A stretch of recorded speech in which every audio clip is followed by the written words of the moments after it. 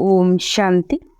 ಇಂದಿನ ಮುರಳಿಯ ದಿನಾಂಕ 27/7/2024. ಪ್ರಾಪ್ತ ಮುರಳಿ ಓಂ ಶಾಂತಿ. ಬಾಪ್ತಾದ ಮಧುಬನ. ಮಧುರ ಮಕ್ಕಳೇ, ತಂದೆ ಸಮಾನ್ ದಯಾಹೃದಯಿ ಹಾಗೂ ಕಲ್ಯಾಣಕಾರಿಗಳಾಗಿ ಯಾರು ತಾವು ಪುರುಷಾರ್ಥ ಮಾಡಿ ಮತ್ತು ಅನ್ಯರಿಂದಲೂ ಮಾಡಿಸುತ್ತಾರೆ ಅವರೇ ಬುದ್ಧಿವಂತರಾಗಿದ್ದಾರೆ. ಪ್ರಶ್ನೆ: ನೀವು ಮಕ್ಕಳು ತಮ್ಮ ವಿದ್ಯೆಯಿಂದ ಯಾವ ಪರಿಶೀಲನೆ ಮಾಡಿಕೊಳ್ಳಬಹುದು? ನಿಮ್ಮ ಪುರುಷಾರ್ಥವೇನಾಗಿದೆ?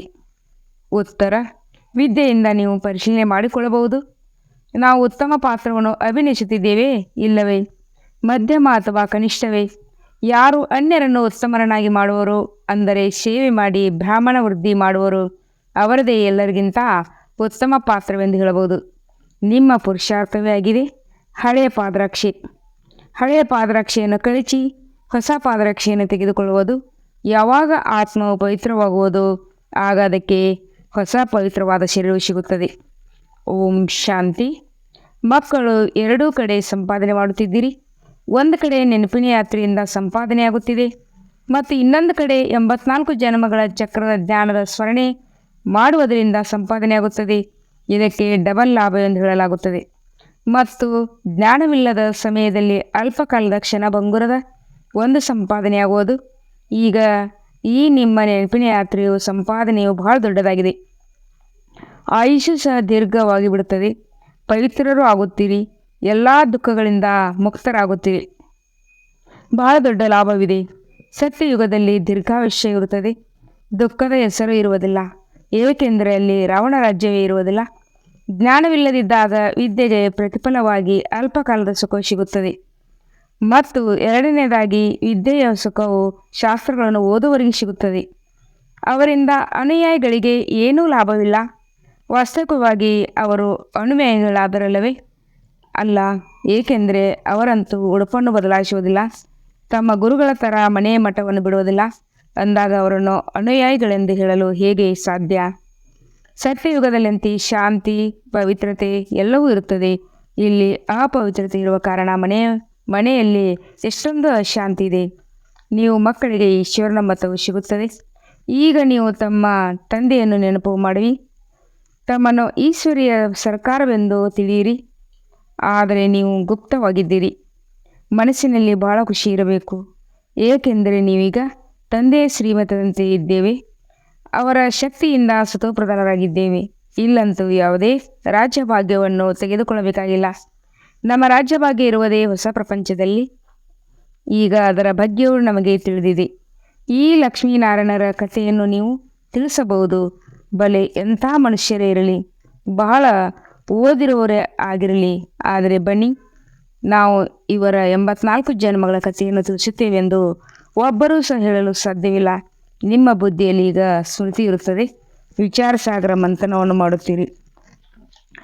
ಈಗ ನೀವು ಜ್ಞಾನ ಸೂರ್ಯ ವಂಶಿಯಾಗಿದ್ದೀರಿ. ಮತ್ತು ಸತ್ಯಯುಗದಲ್ಲಿ ವಿಷ್ಣು ವಂಶೀಯರೆಂದು ಹೇಳಲಾಗುವುದು. ಜ್ಞಾನ ಸೂರ್ಯ ಪ್ರಕಟ. ಈ ಸಮಯದಲ್ಲಿ ನಿಮಗೆ ಜ್ಞಾನವೂ ಸಿಗುತ್ತದೆ, ಎಂದರೆ ಜ್ಞಾನದಿಂದಲೇ ಸದ್ಗತಿಯಾಗುತ್ತದೆ. ಅರ್ಧಕಲ್ಪ ಜ್ಞಾನವು ನಡೆಯುತ್ತದೆ, ಇನ್ನೂ ಅರ್ಧಕಲ್ಪ ಅಜ್ಞಾನವಾಗಿ ಬಿಡುತ್ತದೆ. ಇದೂ ಸಹ ನಾಟಕದ ನಿಗದಿಯಾಗಿದೆ. ನೀವೀಗ ಬುದ್ಧಿವಂತರಾಗಿದ್ದೀರಿ. ನೀವು ಎಷ್ಟೆಷ್ಟು ಬುದ್ಧಿವಂತರಾಗುತ್ತೀರಿ, ಅಷ್ಟು ಅನ್ಯರನ್ನು ಸಮಾನರನ್ನಾಗಿ ಮಾಡಿಕೊಳ್ಳುವ ಪುರುಷಾರ್ಥ ಮಾಡುತ್ತೀರಿ. ನಿಮ್ಮ ತಂದೆ ದಯಾಹೃದಯಿ ಕಲ್ಯಾಣಕಾರಿಯಾಗಿದ್ದಾರೆ. ಅಂದ ಮೇಲೆ ಮಕ್ಕಳು ಆಗಬೇಕಲ್ಲವೇ? ಮಕ್ಕಳು ಕಲ್ಯಾಣಕಾರಿಗಳಾಗಿದ್ದೀರಿ. ಅಂಥವರಿಗೆ ಏನು ಹೇಳುವುದು? ಗಾಯನವೂ ಇದೆಯಲ್ಲವೇ? ಸಾಹಸ ಮಕ್ಕಳದು, ಸಂಯೋಗ ತಂದೆಯದು. ಸಾಹಸವು ಅವಶ್ಯವಾಗಿ ಬೇಕು, ಇಲ್ಲದಿದ್ದರೆ ಆಸ್ತಿಯನ್ನು ಹೇಗೆ ಪಡೆಯುತ್ತೀರಿ? ಸರ್ವೀಸಿನನುಸಾರವೇ ಆಸ್ತಿಯನ್ನು ಪಡೆಯುತ್ತೀರಿ. ಈಶ್ವರೀಯ ಮಿಷನ್ ಆಗಿದ್ದಿರಲ್ಲವೇ? ಹೇಗೆ ಕ್ರಿಶ್ಚಿಯನ್ ಮಿಷನ್, ಇಸ್ಲಾಂ ಮಿಷನ್ ಇರುವವರು ತಮ್ಮ ಧರ್ಮವನ್ನು ವೃದ್ಧಿಪಡಿಸುತ್ತಾರೆ, ನೀವು ತಮ್ಮ ಬ್ರಾಹ್ಮಣ ಧರ್ಮವನ್ನು, ದೈವಿ ಧರ್ಮವನ್ನು ವೃದ್ಧಿಪಡಿಸುತ್ತೀರಿ. ಡ್ರಾಮಾನುಸಾರ ನೀವು ಮಕ್ಕಳು ಅವಶ್ಯವಾಗಿ ಸಹಯೋಗಗಳಾಗುತ್ತೀರಿ. ಕಲ್ಪದ ಹಿಂದೆ ಯಾವ ಪಾತ್ರವನ್ನು ಅಭಿನಯಿಸಿದ್ದೀರೋ ಅವಶ್ಯವಾಗಿ ಈಗಲೂ ಅದನ್ನೇ ಅಭಿನಯಿಸುತ್ತಿದ್ದಾರೆ. ಯಾರು ಉತ್ತಮರಾಗಿ ಮಾಡುವವರಾಗಿದ್ದಾರೆಯೋ ಅವರೇ ಎಲ್ಲರಿಗಿಂತ ಉತ್ತಮ ಪಾತ್ರವನ್ನು ಅಭಿನಯಿಸುತ್ತಾರೆ. ನೀವು ನೋಡುತ್ತಿದ್ದೀರಿ, ಪ್ರತಿಯೊಬ್ಬರೂ ತಮ್ಮ ಉತ್ತಮ, ಮಧ್ಯಮ, ಕನಿಷ್ಠ ಪಾತ್ರ ಅಭಿನಯಿಸುತ್ತಿರುವವರು. ಯಾರು ಉತ್ತಮರನ್ನಾಗಿ ಮಾಡುವರೋ ಅವರೇ ಎಲ್ಲರಿಗಿಂತ ಉತ್ತಮ ಪಾತ್ರ ಮಾಡುವರು. ಅಂದಾಗ ಈಗ ಎಲ್ಲರಿಗೆ ತಂದೆಯ ಪರಿಚಯವನ್ನು ಕೊಡಬೇಕು ಮತ್ತು ಆದಿ ಮಧ್ಯ ಅಂತ್ಯದ ರಹಸ್ಯವನ್ನು ತಿಳಿಸಬೇಕಾಗಿದೆ. ಋಷಿ ಮುನಿ ಮೊದಲಾದವರು ಸಹ ಪರಮಾತ್ಮನ ಬಗ್ಗೆ ಗೊತ್ತಿಲ್ಲ ಎಂದು ಹೇಳಿ ಹೋದರು ಮತ್ತು ಸರ್ವವ್ಯಾಪಿ ಎಂದು ಹೇಳಿಬಿಡುತ್ತಾರೆ. ಏನನ್ನೂ ತಿಳಿದುಕೊಂಡಿಲ್ಲ. ನಾಟಕದ ಅನುಸಾರ ಆತ್ಮದ ಬುದ್ಧಿಯೂ ಸಹ ತಮೋಪ್ರಧಾನವಾಗಿ ಬಿಡುತ್ತದೆ. ಶರೀರದ ಬುದ್ಧಿ ಎಂದು ಹೇಳುವುದಿಲ್ಲ. ಆತ್ಮದಲ್ಲೇ ಮನಸ್ಸು ಬುದ್ಧಿ ಇದೆ. ಇದನ್ನು ಬಹಳ ಚೆನ್ನಾಗಿ ತಿಳಿದುಕೊಂಡು ಮತ್ತೆ ಚಿಂತನೆ ಮಾಡಬೇಕು, ನಂತರ ತಿಳಿಸಬೇಕಾಗುತ್ತದೆ. ಆ ಮನುಷ್ಯರು ಶಾಸ್ತ್ರಗಳನ್ನು ತಿಳಿಸಲು ಎಷ್ಟೊಂದು ಅಂಗಡಿಗಳನ್ನು ತೆರೆದು ಕುಳಿತಿದ್ದಾರೆ. ನಿಮ್ಮ ದೋಸ ಇದು ಜ್ಞಾನದ ಅಂಗಡಿಯಾಗಿದೆ. ದೊಡ್ಡ ದೊಡ್ಡ ನಗರಗಳಲ್ಲಿ ದೊಡ್ಡ ಜ್ಞಾನದ ಅಂಗಡಿಗಳಿರಬೇಕು. ಯಾವ ಮಕ್ಕಳು ತೀಕ್ಷ್ಣವಾಗಿರುತ್ತಾರೆಯೋ ಅವರ ಬಳಿ ಬಹಳಷ್ಟು ಖಜಾನೆ ಇರುತ್ತದೆ. ಇಷ್ಟೊಂದು ಖಜಾನೆ ಇಲ್ಲದಿದ್ದರೆ ಅನ್ಯರಿಗೆ ಕೊಡಲು ಹೇಗೆ ಸಾಧ್ಯವಿಲ್ಲ. ಧಾರಣೆಯು ನಂಬರ್ ವಾರ್ ಆಗುತ್ತದೆ.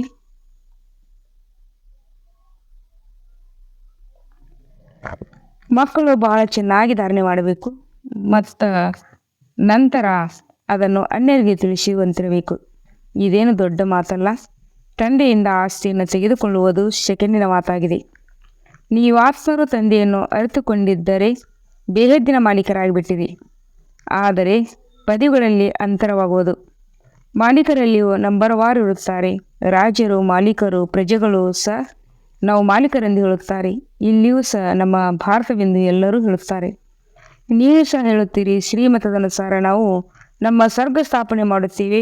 ಮತ್ತೆ ಸ್ವರ್ಗದಲ್ಲಿಯೂ ರಾಜಧಾನಿ ಇರುವುದು, ಅನೇಕ ಪ್ರಕಾರದ ದರ್ಜೆಗಳಿರುವುದು. ಅಂದ ಮೇಲೆ ಶ್ರೇಷ್ಠ ಪದವಿಯನ್ನು ಪಡೆಯುವ ಪುರುಷಾರ್ಥವನ್ನೇ ಮಾಡಬೇಕು. ತಂದೆಯು ತಿಳಿಸುತ್ತಾರೆ, ಈಗ ನೀವು ಎಷ್ಟು ಪುರುಷಾರ್ಥ ಮಾಡಿ ಪದವಿಯನ್ನು ಪಡೆಯುವರೋ ಅದೇ ಕಲ್ಪಾಂತರಕ್ಕೆ ನಿಗದಿಯಾಗುವುದು. ಪರೀಕ್ಷೆಯಲ್ಲಿ ಯಾರಾದರೂ ಕಡಿಮೆ ಅಂಕಗಳನ್ನು ಪಡೆಯುತ್ತಾರೆಂದರೆ ಅವರಿಗೆ ಹೃದಯಘಾತವಾಗಿ ಬಿಡುವುದು. ಆದರೆ ಇದು ಬೇಹದ್ದಿನ ಮಾತಾಗಿದೆ. ಅಂದ ಮೇಲೆ ಪೂರ್ಣ ಪುರುಷಾರ್ಥ ಮಾಡದಿದ್ದರೆ ಮತ್ತೆ ಉದಾಸರಾಗುತ್ತಾರೆ. ಶಿಕ್ಷೆಗಳನ್ನು ಅನುಭವಿಸಬೇಕಾಗುತ್ತದೆ. ಆ ಸಮಯದಲ್ಲಿ ಏನು ಮಾಡಲು ತಾನೇ ಸಾಧ್ಯ? ಏನು ಮಾಡಲಾಗುವುದಿಲ್ಲ. ಆತ್ಮವೇನು ಮಾಡಲಾಗುತ್ತದೆ? ಅವರಂತೂ ಜೀವಘಾತ ಮಾಡಿಕೊಳ್ಳುತ್ತಾರೆ ಅಥವಾ ನೀರಿನಲ್ಲಿ ಬಿದ್ದು ಸಾಯುತ್ತಾರೆ. ಇದರಲ್ಲಿ ಘಾತ ಅಥವಾ ಹತ್ಯೆ ಮಾತಿಲ್ಲ, ಏಕೆಂದರೆ ಆತ್ಮದ ಹತ್ಯೆಯೂ ಆಗುವುದಿಲ್ಲ. ಅದಂತೂ ಅವಿನಾಶಿಯಾಗಿದೆ. ಆದರೆ ಶರೀರದ ಹತ್ಯೆ ಆಗುತ್ತದೆ. ಯಾವುದರಿಂದ ನೀವು ಪಾತ್ರವನ್ನು ಅಭಿನಯಿಸುತ್ತೀರಿ? ಈಗ ನೀವು ಹಳೆಯ ಪಾದರಕ್ಷೆ ಶರೀರವನ್ನು ಕಳಚಿ ಹೊಸ ದೈವಿ ಶರೀರವನ್ನು ಪಡೆಯುವ ಪುರುಷಾರ್ಥ ಮಾಡುತ್ತೀರಿ. ಇದನ್ನು ಯಾರು ಹೇಳುತ್ತಾರೆ? ಆತ್ಮ. ಹೇಗೆ ನಮಗೆ ಹೊಸ ವಸ್ತ್ರಗಳನ್ನು ಕೊಡಿ ಎಂದು ಮಕ್ಕಳು ಕೇಳುತ್ತಾರಲ್ಲವೇ? ನಾವು ಆತ್ಮಗಳಿಗೂ ಹೊಸ ವಸ್ತ್ರಗಳು ಬೇಕು. ತಂದೆಯು ತಿಳಿಸುತ್ತಾರೆ, ನೀವು ಆತ್ಮಗಳು ಹೊಸದಾದರೆ ಶರೀರವೂ ಸಹ ಹೊಸದೇ ಬೇಕು. ಆಗಲೇ ಅದಕ್ಕೆ ಶೋಭೆ. ಆತ್ಮವು ಪವಿತ್ರವಾಗುವುದರಿಂದ ಪಂಚತತ್ವಗಳು ಹೊಸದಾಗಿ ಬಿಡುತ್ತವೆ. ಪಂಚತತ್ವಗಳಿಂದಲೇ ಶರೀರವು ರಚನೆಯಾಗುತ್ತದೆ.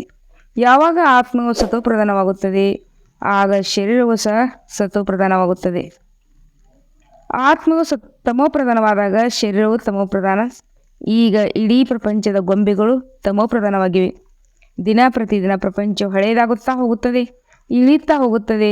ಪ್ರತಿಯೊಂದು ವಸ್ತುವು ಹೊಸದರಿಂದ ಹಳೆಯದಾಗುತ್ತದೆ, ಹಳೆಯದರ ನಂತರ ವಿನಾಶ ಹೊಂದುತ್ತದೆ. ಇದಂತೂ ಇಡೀ ಸೃಷ್ಟಿಯ ಪ್ರಶ್ನೆಯಾಗಿದೆ. ಹೊಸ ಪ್ರಪಂಚಕ್ಕೆ ಸತ್ಯಯುಗವೆಂದು, ಹಳೆಯದಕ್ಕೆ ಕಲಿಯುಗವೆಂದು ಹೇಳಲಾಗುತ್ತದೆ. ಉಳಿದಂತೆ ಈ ಸಂಗಮಯುಗದ ಬಗ್ಗೆ ಯಾರಿಗೂ ಗೊತ್ತಿಲ್ಲ. ಈ ಹಳೆಯ ಪ್ರಪಂಚವು ಈಗ ಪುನರಾವರ್ತನೆಯಾಗಿ ಪರಿವರ್ತನೆಯಾಗುವುದಿದೆ ಎಂಬುದನ್ನು ನೀವೇ ತಿಳಿದುಕೊಂಡಿದ್ದೀರಿ. ಈಗ ಬೇಹದ್ದಿನ ತಂದೆ ಶಿಕ್ಷಕ ಗುರುವಾಗಿದ್ದಾರೆ. ಅವರ ಆದೇಶವಾಗಿದೆ, ಪಾವನರಾಗಿ ಕಾಮ ಮಹಾಶತ್ರುವಾಗಿದೆ. ಇದರ ಮೇಲೆ ಜಯ ಗಳಿಸಿ ಜಗಜ್ಜೀತರಾಗಿರಿ. ಜಗಜ್ಜೀತರು ಅರ್ಥಾತ್ ವಿಷ್ಣು ವಂಶರಾಗಿ ಮತ್ತು ಒಂದೇ ಆಗಿದೆ. ಈ ಶಬ್ದಗಳ ಅರ್ಥವು ನಿಮಗೆ ಗೊತ್ತಿದೆ. ಮಕ್ಕಳು ತಿಳಿದುಕೊಂಡಿದ್ದೀರಿ. ನಮಗೆ ಓದಿಸುವವರು ತಂದೆಯಾಗಿದ್ದಾರೆ. ಮೊದಲಂತೂ ಈ ಪಕ್ಕಾ ನಿಶ್ಚಯವು ಬೇಕು. ಹೇಗೆ ಮಗು ದೊಡ್ಡದಾದಾಗ ವಿದ್ಯೆಯನ್ನು ನೆನಪು ಮಾಡಬೇಕಾಗುತ್ತದೆ, ನಂತರ ಶಿಕ್ಷಕನನ್ನು, ಅನಂತರ ಗುರುವನ್ನು ನೆನಪು ಮಾಡಬೇಕಾಗುತ್ತದೆ. ಹೀಗೆ ಭಿನ್ನ ಭಿನ್ನ ಸಮಯದಲ್ಲಿ ಮೂವರನ್ನು ನೆನಪು ಮಾಡುತ್ತಾರೆ. ಹೀಗೆ ಮೂವರು ಸಂಬಂಧಗಳು ಒಟ್ಟಿಗೆ ಒಂದೇ ಸಮಯದಲ್ಲಿ ಸಿಕ್ಕಿವೆ. ಇಲ್ಲಿ ಒಬ್ಬ ತಂದೆ ಶಿಕ್ಷಕ ಗುರುವಾಗಿದ್ದಾರೆ. ಆ ಮನುಷ್ಯರಂತೂ ವಾನಪ್ರಸ್ಥ ಶಬ್ದದ ಅರ್ಥವನ್ನು ತಿಳಿದುಕೊಂಡಿಲ್ಲ. ವಾನಪ್ರಸ್ಥದಲ್ಲಿ ಹೋಗಬೇಕಾದದ್ದರಿಂದ ಗುರುಗಳನ್ನು ಮಾಡಿಕೊಳ್ಳಬೇಕೆಂದು ತಿಳಿಸುತ್ತಾರೆ. 60 ವರ್ಷಗಳ ನಂತರ ಗುರುಗಳನ್ನು ಮಾಡಿಕೊಳ್ಳುತ್ತಾರೆ. ಈ ಕಾಯ್ದೆಯು ಸಹ ಈಗಲೇ ಬಂದಿದೆ. ತಂದೆಯು ತಿಳಿಸುತ್ತಾರೆ, ಇವರ ಬಹಳ ಜನ್ಮಗಳ ಅಂತಿಮದಲ್ಲಿ ವಾನಪ್ರಸ್ಥ ಸ್ಥಿತಿಯಲ್ಲಿ ನಾನು ಇವರ ಸದ್ಗುರು ಆಗಿದ್ದೇನೆ. ಈ ಬ್ರಹ್ಮಾರವರು ಹೇಳುತ್ತಾರೆ, ನಿರ್ವಾಣಧಾಮಕ್ಕೆ ಹೋಗುವ ಸಮಯದಲ್ಲಿ ಅಂದರೆ 60 ವರ್ಷಗಳ ನಂತರ ಸದ್ಗುರುವನ್ನು ಮಾಡಿಕೊಂಡಿದ್ದೇನೆ. ತಂದೆಯು ಎಲ್ಲರನ್ನೂ ನಿರ್ವಾಣಧಾಮದಲ್ಲಿ ಕರೆದುಕೊಂಡು ಹೋಗುವುದಕ್ಕಾಗಿಯೇ ಬರುತ್ತಾರೆ. ಮುಕ್ತಿಧಾಮಕ್ಕೆ ಹೋಗಿ ನಂತರ ಪಾತ್ರವನ್ನು ಅಭಿನಯಿಸಲು ಬರಬೇಕಾಗಿದೆ. ಅನೇಕರದು ವಾನಪ್ರಸ್ಥ ಸ್ಥಿತಿಯಾಗಿದೆ. ನಂತರ ಗುರುಗಳನ್ನು ಮಾಡಿಕೊಳ್ಳುತ್ತಾರೆ. ಇತ್ತೀಚೆಗಂತೂ ಚಿಕ್ಕ ಮಗುವಿಗೂ ಸಹ ಗುರುಗಳನ್ನು ಮಾಡಿಸಿಬಿಡುತ್ತಾರೆ, ಅರ್ಥಾತ್ ದೀಕ್ಷೆ ಕೊಡಿಸುತ್ತಾರೆ. ಇದರಿಂದ ಗುರುಗಳಿಗೆ ದಕ್ಷಿಣ ಸಿಗುತ್ತದೆ. ಕ್ರಿಶ್ಚಿಯನ್ನರು ಕ್ರಿಶ್ಚಿಯನೈಜ್ ಮಾಡಿಸಲು ಹೋಗಿ ಅವರ ಮಡಿಲಿಗೆ ಕೊಡುತ್ತಾರೆ, ಆದರೆ ಅವರೇನೂ ನಿರ್ವಾಣಧಾಮದಲ್ಲಿ ಹೋಗುವುದಿಲ್ಲ. ಇದೆಲ್ಲ ರಹಸ್ಯವನ್ನು ತಂದೆ ತಿಳಿಸಿಕೊಡುತ್ತಾರೆ. ಈಶ್ವರನೇ ತಿಳಿಸುತ್ತಾರೆ. ಪ್ರಾರಂಭದಿಂದ ಹಿಡಿದು ತಿಳಿಸುತ್ತಲೇ ಬಂದಿದ್ದಾರೆ. ತಮ್ಮ ಅಂತ್ಯವನ್ನು ತಿಳಿಸುತ್ತಾರೆ. ಅಂತ್ಯವನ್ನು ಅರ್ಥಾತ್ ಪೂರ್ಣ ಪರಿಚಯವನ್ನು ಕೊಡುತ್ತಾರೆ. ಸೃಷ್ಟಿಯ ಜ್ಞಾನವನ್ನು ಕೊಡುತ್ತಾರೆ. ಸ್ವಯಂ ಈಶ್ವರನೇ ಬಂದು ಆದಿ ಸನಾತನ ದೇವಿ ದೇವತಾ ಧರ್ಮ ಅರ್ಥಾತ್ ಸ್ವರ್ಗದ ಸ್ಥಾಪನೆ ಮಾಡುತ್ತಾರೆ. ಇದರ ಹೆಸರು ಭಾರತ ಒಂದೇ ನಡೆದು ಬರುತ್ತದೆ. ಗೀತೆಯಲ್ಲಿ ಕೇವಲ ಕೃಷ್ಣನ ಹೆಸರನ್ನು ಹಾಕಿ ಇಷ್ಟೊಂದು ಏರುಪೇರು ಮಾಡಿಬಿಟ್ಟಿದ್ದಾರೆ. ಏನು ಮಾಡಲು ಸಾಧ್ಯವಿಲ್ಲ. ಇದು ಸಹ ನಾಟಕವಾಗಿದೆ. ಇದು ಸೋಲು ಮತ್ತು ಗೆಲುವಿನ ಆಟವಾಗಿದೆ. ಇದರಲ್ಲಿ ಸೋಲು ಮತ್ತು ಗೆಲುವು ಹೇಗಾಗುತ್ತದೆ ಎಂದು ತಂದೆಯ ವಿನ ಮತ್ತಾರು ತಿಳಿಸಲು ಸಾಧ್ಯವಿಲ್ಲ. ನಾವು ಕೊನೆಗೆ ಸೋಲನ್ನು ಅನುಭವಿಸಬೇಕಾಗುತ್ತದೆ ಎಂಬುದನ್ನು ಈ ಲಕ್ಷ್ಮೀನಾರಾಯಣರು ಸಹ ತಿಳಿದುಕೊಂಡಿರುವುದಿಲ್ಲ. ಇದು ಕೇವಲ ನೀವು ಬ್ರಾಹ್ಮಣರಿಗೆ ಗೊತ್ತಿದೆ, ಶೂದ್ರರಿಗೂ ಸಹ ಗೊತ್ತಿಲ್ಲ. ತಂದೆಯೇ ಬಂದು ನಿಮ್ಮನ್ನು ಬ್ರಾಹ್ಮಣರಿಂದ ದೇವತೆಗಳನ್ನಾಗಿ ಮಾಡುತ್ತಾರೆ. ಹಂಸೋ ಸೋಹಂ ಪೂರ್ಣ ಅರ್ಥವೇ ಬೇರೆಯಾಗಿದೆ. ಓಂನ ಅರ್ಥವೇ ಬೇರೆಯಾಗಿದೆ. ಮನುಷ್ಯರು ಅರ್ಥವಿಲ್ಲದೆ ಏನು ಬಂದರೆ ಅದನ್ನು ಹೇಳಿಬಿಡುತ್ತಾರೆ. ನಾವು ಹೇಗೆ ಕೆಳಗಿಳಿಯುತ್ತೇವೆ ಮತ್ತು ಹೇಗೆ ಮೇಲೆ ಇರುತ್ತೇವೆ ಎಂಬುದನ್ನು ಈಗ ನೀವು ತಿಳಿದುಕೊಂಡಿದ್ದೀರಿ. ಈ ಜ್ಞಾನವು ನೀವು ಮಕ್ಕಳಿಗೆ ಈ ಸಮಯದಲ್ಲಿ ಸಿಗುತ್ತದೆ. ಡ್ರಾಮಾನುಸಾರ ಮತ್ತೆ ಕಲ್ಪದ ನಂತರವೇ ಮತ್ತೆ ತಂದೆಯು ಬಂದು ತಿಳಿಸಿಕೊಡುತ್ತಾರೆ. ಯಾರೆಲ್ಲ ಧರ್ಮ ಸ್ಥಾಪಕರಿರುತ್ತಾರೆಯೋ ಅವರೆಲ್ಲ ಬಂದು ತಮ್ಮ ಧರ್ಮವನ್ನು ತಮ್ಮ ಸಮಯದಲ್ಲಿ ಸ್ಥಾಪನೆ ಮಾಡುತ್ತಾರೆ. ಇದಕ್ಕೆ ನಂಬರ್ ವಾರ್ ಪುರುಷಾರ್ಥದ ಅನುಸಾರ ಎಂದು ಹೇಳುವುದಿಲ್ಲ. ನಂಬರ್ ವಾರ್ ಸಮಯದ ಅನುಸಾರ ಬಂದು ತಮ್ಮ ಧರ್ಮ ಸ್ಥಾಪನೆ ಮಾಡುತ್ತಾರೆ. ನಾನು ಹೇಗೆ ಬ್ರಾಹ್ಮಣ ನಂತರ ಸೂರ್ಯವಂಶಿ, ಚಂದ್ರವಂಶಿ, ರಾಜಧಾನಿಯನ್ನು ಸ್ಥಾಪನೆ ಮಾಡುತ್ತೇನೆಂದು ಒಬ್ಬ ತಂದೆಯೇ ತಿಳಿಸುತ್ತಾರೆ. ಈಗ ನೀವು ಜ್ಞಾನ ಸೂರ್ಯವಂಶೀಯರಾಗಿದ್ದೀರಿ, ಮತ್ತೆ ನೀವು ವಿಷ್ಣು ವಂಶೀಯರಾಗುತ್ತೀರಿ. ಈ ಅಕ್ಷರಗಳನ್ನು ಬಹಳ ಎಚ್ಚರಿಕೆಯಿಂದ ಬರೆಯಬೇಕಾಗುತ್ತದೆ, ಏಕೆಂದರೆ ಇದರಲ್ಲಿ ಯಾರೂ ತಪ್ಪು ಕಂಡುಹಿಡಿಯುವಂತರಾಗಬಾರದು. ಮಕ್ಕಳಿಗೆ ಗೊತ್ತಿದೆ, ಈ ಜ್ಞಾನದ ಒಂದೊಂದು ಮಹಾವಾಕ್ಯವು ರತ್ನಗಳು, ವಜ್ರಗಳಾಗಿವೆ. ಮಕ್ಕಳು ಅನ್ಯರಿಗೆ ತಿಳಿಸಲು ಬಹಳ ಬುದ್ಧಿವಂತಿಕೆಯೂ ಬೇಕು. ಯಾವುದೇ ಶಬ್ದವು ತಪ್ಪಾಗಿ ಬಂದುಬಿಟ್ಟರೆ ಅದನ್ನು ತಕ್ಷಣ ಸರಿಪಡಿಸಬೇಕು. ಎಲ್ಲದಕ್ಕಿಂತ ಕಠಿಣ ತಪ್ಪು ತಂದೆಯನ್ನು ಮರೆಯಬಾರದು. ತಂದೆ ಆದೇಶ ನೀಡುತ್ತಾರೆ, ನನ್ನೊಬ್ಬನ ನೆನಪು ಮಾಡಿ ಅಂದಾಗ ಇದನ್ನು ಮರೆಯಬಾರದು. ನೀವು ನನ್ನ ಬಹಳ ಹಳೆಯ ಪ್ರಿಯತಮರಾಗಿದ್ದೀರಿ. ನೀವೆಲ್ಲ ಪ್ರಿಯತಮರಿಗೆ ನಾನೊಬ್ಬನೇ ಪ್ರಿಯತಮನಾಗಿದ್ದೇನೆ. ಅವರಂತೂ ಇನ್ನೊಬ್ಬರ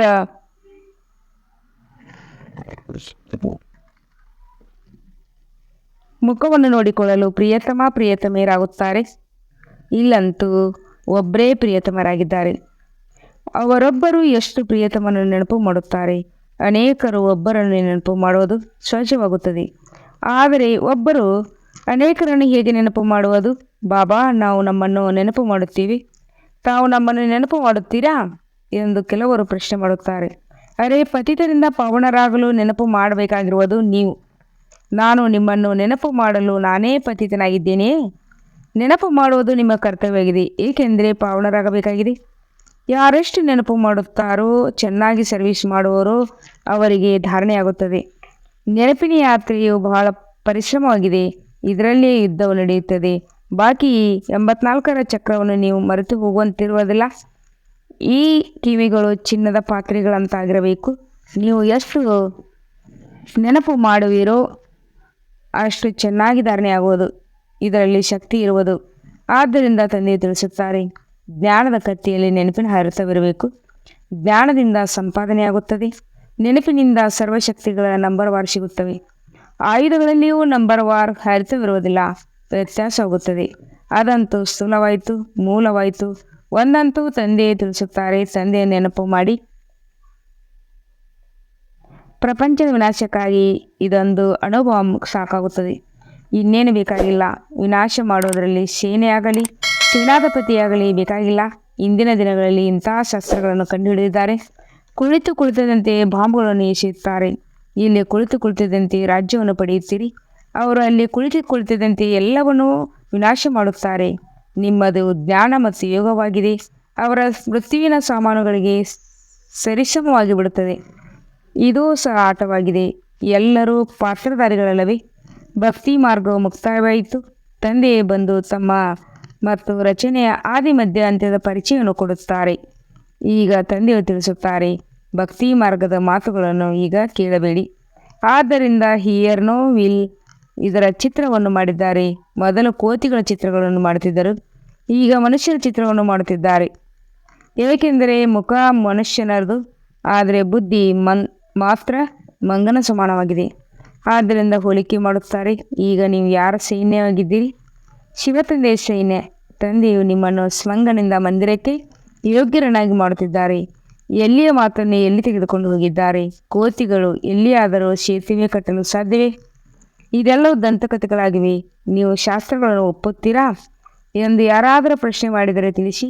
ವಾಹ ಶಾಸ್ತ್ರಗಳನ್ನು ಒಪ್ಪದಿರುವುದು ಯಾರಿರುತ್ತಾರೆ? ಶಾಸ್ತ್ರಗಳನ್ನು ಒಪ್ಪದಿರುವವರು ಯಾರಿರುತ್ತಾರೆ? ನಾವೇ ಎಲ್ಲರಿಗಿಂತ ಹೆಚ್ಚಿನಾಗಿ ಒಪ್ಪುತ್ತೇವೆ. ನಾವು ಓದುವಷ್ಟು ನೀವು ಸಹ ಓದುವುದಿಲ್ಲ, ಅರ್ಧಕಲ್ಪ ಓದುತ್ತೇವೆ. ಸ್ವರ್ಗದಲ್ಲಿ ಶಾಸ್ತ್ರ ಮತ್ತು ಭಕ್ತಿ ಯಾವುದೇ ವಸ್ತುಗಳಿರುವುದಿಲ್ಲ. ತಂದೆಯು ಎಷ್ಟು ಸಹಜವಾಗಿ ತಿಳಿಸುತ್ತಾರೆ. ಆದರೂ ಸಹ ಮಕ್ಕಳು ತಮ್ಮ ಸಮಾನರನ್ನಾಗಿ ಮಾಡಿಕೊಳ್ಳುವ ಸೇವೆ ಮಾಡುವುದಿಲ್ಲ. ಮಕ್ಕಳು ಮೊದಲಾದವರ ಬಂಧನದ ಕಾರಣ ಎಲ್ಲಿಗೂ ಹೋಗಲು ಸಾಧ್ಯವಿಲ್ಲ. ಇದನ್ನು ನಾಟಕವೆಂದು ಹೇಳಬೇಕು. ತಂದೆ ತಿಳಿಸುತ್ತಾರೆ, 1 ವಾರ 15 ದಿನಗಳ ಕೋರ್ಸ್ ತೆಗೆದುಕೊಂಡು ಮತ್ತೆ ಅನ್ಯರನ್ನು ತಮ್ಮ ಸಮಾನರನ್ನಾಗಿ ಮಾಡಿಕೊಳ್ಳುವುದರಲ್ಲಿ ತೊಡಗಿರಬೇಕು. ದೊಡ್ಡ ದೊಡ್ಡ ನಗರಗಳು ರಾಜಧಾನಿಯಲ್ಲಿ ಮುತ್ತಿಗೆ ಹಾಕಬೇಕು. ಆಗ ತಂದೆಯ ಸಂದೇಶದ ಸದ್ದು ಕೇಳಿಬರುವುದು. ಹಿರಿಯ ವ್ಯಕ್ತಿಗಳಿಲ್ಲದೆ ಬೇರೆಯವರ ಶಬ್ದವು ಅಷ್ಟಾಗಿ ಹರಡುವುದಿಲ್ಲ. ಆದ್ದರಿಂದ ಬಹಳ ಜೋರಾಗಿ ಮುತ್ತಿಗೆ ಹಾಕಿ, ಆಗ ಅನೇಕರು ಬರುತ್ತಾರೆ. ತಂದೆಯ ಸಲಹೆಯಂತೂ ಸಿಗುತ್ತದಲ್ಲವೇ? ಒಳ್ಳೆಯದು. ಮಧುರಾತಿ ಮಧುರಾಗಲಿ ಮರಳಿ ಸಿಕ್ಕಿರುವಂಥ ಮಕ್ಕಳ ಪ್ರತಿ ಮಾತ್ಪಿತಾ ಬಾಪ್ತಾದರ ನೆನಪು, ಪ್ರೀತಿ ಹಾಗೂ ಸುಪ್ರಭಾತ. ಆತ್ಮೀಯ ಮಕ್ಕಳಿಗೆ ಆತ್ಮೀಯ ತಂದೆಯ ನಮಸ್ತೆ. हम रूहानी बच्चों की रूहानी बाप दादा को याद प्यार और गुड मॉर्निंग, नमस्ते नमस्ते नमस्ते. शुक्रिया बाबा, शुक्रिया शुक्रिया बाबा, शुक्रिया ವಹ ಬಾಬಾ ವಹ. ಧಾರಣೆಗಾಗಿ ಮುಖ್ಯ ಸಾರ. 1ನೇ ಪಾಯಿಂಟ್, ಜ್ಞಾನ ಮತ್ತು ಯೋಗದಿಂದ ತಮ್ಮ ಬುದ್ಧಿಯನ್ನು ರಿಫೈನ್ ಮಾಡಿಕೊಳ್ಳಬೇಕಾಗಿದೆ. ತಂದೆಯನ್ನು ಮರೆಯುವ ತಪ್ಪನ್ನು ಎಂದೂ ಮಾಡಬಾರದು. ಪ್ರಿಯತಮೆಗಾಗಿ ಪ್ರಿಯತಮನ ನೆನಪು ಮಾಡಬೇಕಾಗಿದೆ. 2ನೇ ಪಾಯಿಂಟ್, ಬಂಧನ ಮುಕ್ತರಾಗಿ ಅನ್ಯರನ್ನು ತಮ್ಮ ಸಮಾನ ಮಾಡುವ ಸೇವೆ ಮಾಡಬೇಕಾಗಿದೆ. ಶ್ರೇಷ್ಠ ಪದವಿಯನ್ನು ಪಡೆಯುವ ಪುರುಷಾರ್ಥವನ್ನು ಮಾಡಬೇಕಾಗಿದೆ. ಪುರುಷಾರ್ಥದಲ್ಲಿ ಎಂದೂ ನಿರಾಶರಾಗಬಾರದು. ವರದಾನ: 1 ನಿಮಿಷದ ಏಕಾಗ್ರತೆಯ ಮುಖಾಂತರ ಶಕ್ತಿಶಾಲಿ ಅನುಭವ ಮಾಡುವಂಥ ಏಕಾಂತವಾಸಿ ಭವ. ಏಕಾಂತವಾಸಿ ಆಗುವುದು ಅರ್ಥಾತ್ ಯಾವುದೇ ಒಂದು ಶಕ್ತಿಶಾಲಿ ಸ್ಥಿತಿಯಲ್ಲಿ ಸ್ಥಿತರಾಗುವುದು. ಬೀಜರೂಪ ಸ್ಥಿತಿಯಲ್ಲಿ ಸ್ಥಿತರಾಗಿಬಿಡಿ. ಇಲ್ಲವೆಂದರೆ ಲೈಟ್ ಮೈಟ್ ಹೌಸನ ಸ್ಥಿತಿಯಲ್ಲಿ ಸ್ಥಿತರಾಗಿ ವಿಶ್ವಕ್ಕೆ ಲೈಟ್ ಮೈಟ್ ಕೊಡಿ. ಇಲ್ಲ ಪರಿಷ್ಠಾನದ ಸ್ಥಿತಿಯ ಮೂಲಕ ಅನ್ಯರಿಗೆ ಅವ್ಯಕ್ತ ಸ್ಥಿತಿಯ ಅನುಭವ ಮಾಡಿಸಿ. ಒಂದು ವೇಳೆ 1 ಸೆಕೆಂಡ್ ಅಥವಾ 1 ಮಿನಿಟಿಗಾದರೂ ಏಕಾಗ್ರ ಸ್ಥಿತಿಯಲ್ಲಿ ಸ್ಥಿತರಾದಾಗ ಸ್ವಯಂಗೆ ಹಾಗೂ ಅನ್ಯ ಆತ್ಮಗಳಿಗೆ ಬಹಳ ಲಾಭವನ್ನು ಕೊಡಬಹುದು. ಕೇವಲ ಇದರ ಅಭ್ಯಾಸ ಬೇಕು. ಸ್ಲೋಗನ್: ಯಾರ ಪ್ರತಿ ಸಂಕಲ್ಪ, ಪ್ರತಿ ಮಾತಿನಲ್ಲಿ ಪವಿತ್ರತೆಯ ವೈಬ್ರೇಷನ್ ಸಮಾವೇಶವಾಗಿದೆ ಅವರೇ ಬ್ರಹ್ಮಚಾರಿಗಳು. ಯಾರು ಪ್ರತಿ ಸಂಕಲ್ಪ, ಪ್ರತಿ ಮಾತಿನಲ್ಲಿ ಪವಿತ್ರತೆಯ ವೈಬ್ರೇಷನ್ ಸಮಾವೇಶವಾಗಿದೆ ಅವರೇ ಬ್ರಹ್ಮಚಾರಿಗಳು. ಓಂ ಶಾಂತಿ.